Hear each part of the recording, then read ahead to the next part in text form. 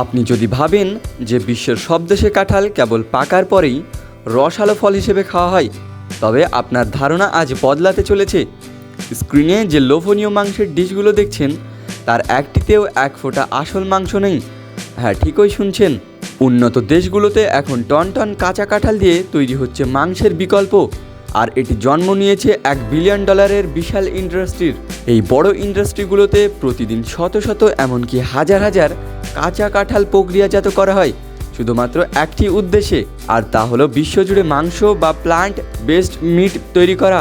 জলবায়ু পরিবর্তনের এই যুগে মানুষ যখন পরিবেশ বাঁচাতে প্রাণীজ মাংস খাওয়া কমিয়ে দিচ্ছে, তখন এই কাঁঠাল হয়ে উঠেছে ভবিষ্যতের সুপারফুড।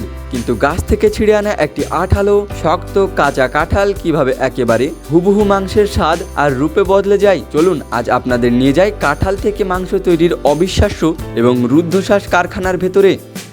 সব কিছুর শুরু হয় একটি কাঁঠাল গাছ থেকে। দক্ষিণ ও দক্ষিণ পূর্ব এশিয়ার উষ্ণ ও আর্দ্র আবহাওয়া কাঁঠাল চাষের জন্য একেবারে আদর্শ। বাংলাদেশ, ভারত, থাইল্যান্ড, ভিয়েতনাম এবং শ্রীলঙ্কায় শত শত বছর ধরে কাঁঠাল চাষ হয়ে আসছে।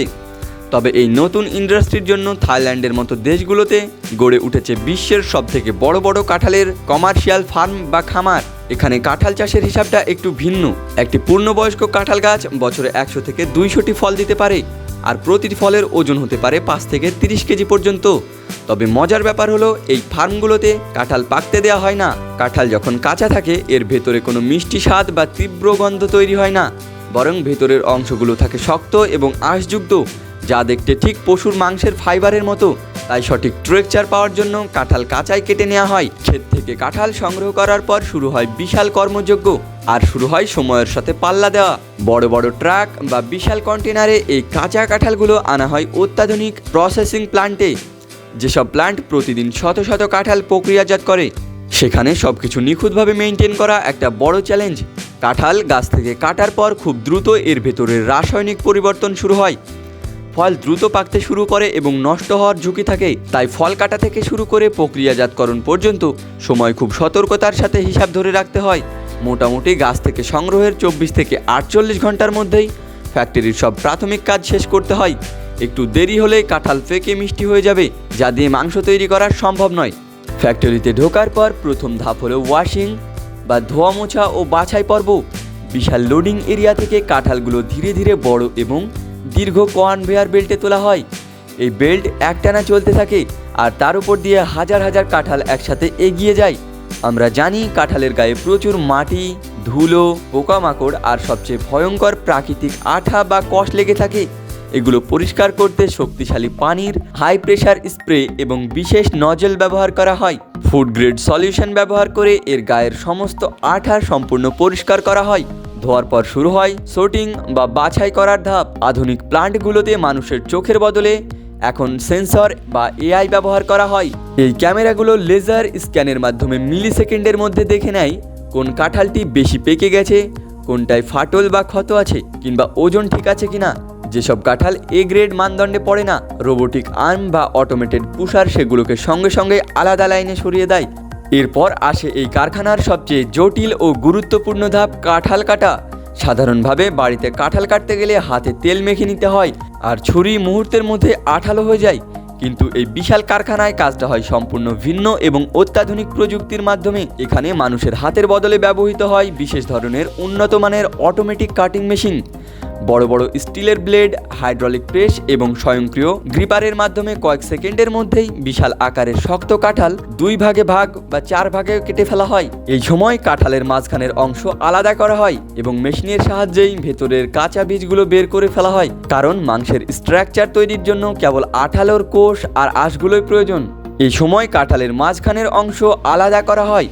এরপর মেশিনের সাহায্যেই ভেতরের কাঁচা বীজগুলো বের করে ফেলা হয়, কারণ মাংসের টেক্সচার তৈরির জন্য কেবল কাঁঠালের কোষ আর আঁশগুলোই প্রয়োজন। তবে চিন্তার কিছু নেই, এই বীজগুলো ফেলে দেওয়া হয় না। এগুলো তৈরি হয় পুষ্টিকর আটা বা অন্যান্য খাবার। কাটা এবং পরিষ্কার শেষ হলেই শুরু হয় সেই জাদুকরী ও জটিল প্রক্রিয়া, কাঁঠালকে মাংসে রূপান্তর। কাঁঠালের টুকরোগুলোকে ঢুকানো হয় বিশাল সব স্টেইনলেস স্টিলের ড্রামে। এখানে ড্রামের ভেতরে থাকা ঘূর্ণায়মান ব্লেড বিশেষ গ্রাইন্ডিং প্লেট আর প্রেসার সিস্টেম একসাথে কাজ করে। ধীরে ধীরে কাঁঠালের ফাইবার বা আঁশগুলো আলাদা হতে থাকে। এই প্রক্রিয়াটি ইঞ্জিনিয়াররা এমনভাবে ডিজাইন করেছে যে ফলের আকৃতি ফাইবারগুলোকে লম্বালম্বি আঁশে পরিণত হয়। এই ধাপটি কাঁঠালকে দেখতে একেবারে ছেঁড়া মাংসের মতো লাগে। যারা প্রথমবার এই প্রক্রিয়াটি দেখেন তারা একেবারেই অবাক হয়ে যান। একটি সাধারণ ফল কিভাবে এত নিখুঁতভাবে মাংসের মতো দেখতে হতে পারে। এই শ্রেডিং ধাপে তাপমাত্রা ও আর্দ্রতা ভীষণ গুরুত্বপূর্ণ। বেশি তাপ দিলে কাঁঠালের ফাইবার অতিরিক্ত নরম হয়ে গলে যাবে, আর কম তাপমাত্রা দিলে ঠিকমতো ছিঁড়বে না। তাই পুরো সিস্টেমটি থাকে কম্পিউটার নিয়ন্ত্রিত। এরপর এই ফাইবারগুলো যায় রান্নার ধাপে। বিশাল স্টিম কুকারে কাঁঠাল নির্দিষ্ট সময় ধরে উচ্চ চাপে সেদ্ধ করা হয়। এই সেদ্ধ করার ফলে কাঁঠালের নিজস্ব স্বাদ বা গন্ধ পুরোপুরিভাবে চলে যায় এবং আঁশগুলো নরম হয়ে সিদ্ধ করার পর কাঁঠাল হয়ে যায় একেবারে স্বাদহীন একটি স্পঞ্জের মতো, যা পরবর্তী ধাপের জন্য একদম পারফেক্ট। এবার আসে ফ্লেভারিং ও সিজনিং বা স্বাদযুক্ত করার সবচেয়ে মজাদার ধাপ। এখানে একটি সাদামাটা ফল পুরোপুরি মাংসের রূপ এবং স্বাদ গ্রহণ করে। বিভিন্ন কোম্পানি তাদের নিজস্ব সিক্রেট রেসিপিও ব্যবহার করে। বিশাল মিক্সিং ভ্যাটে কাঁঠালের ফাইবারগুলোর সাথে মেশানো হয় সয়া সস, বিভিন্ন ভেগান ফ্লেভার, স্নোকট প্যাপকিরা, গার্লিক পাউডার, ইস্ট এক্সট্রাস এবং ভিনেগার সহ নানান প্রাকৃতিক উপাদান কাঁঠালের ফাইবারের স্পঞ্জের মতো এই স্বাদগুলো শুষে নেয় এবং তৈরি হয় পরিচিত মাংসের সেই উদামি স্বাদ ও গন্ধ। এই ফ্লেভারিং এমন নিখুঁতভাবে করা হয় যে রান্না করার পর একজন সাধারণ মানুষের পক্ষে আসল মাংস আর এই কাঁঠালের মাংসের মধ্যে পার্থক্য করা প্রায় অসম্ভব হয়ে দাঁড়ায়। অথচ এটি 100% উদ্ভিজ্জ এবং কোলেস্টেরল মুক্ত। ফ্লেভারিংয়ের পর পুরো ব্যাচ ধীরে ধীরে কুলিং টানেলে ঠান্ডা করা হয় এবং পাঠানো হয় প্যাকেজিং লাইনে। এখানে রোবোটিক মেশিনের সাহায্যে সুন্দরভাবে ওজন মেপে ভ্যাকিউম সিল করে প্যাকেট করা হয়, যাতে কোনো প্রিজারভেটিভ ছাড়াই দীর্ঘদিন ভালো থাকে। অনেক ক্ষেত্রে এগুলোকে ফ্রোজেন বা হিমায়িত আকারে প্যাকেট করা হয়।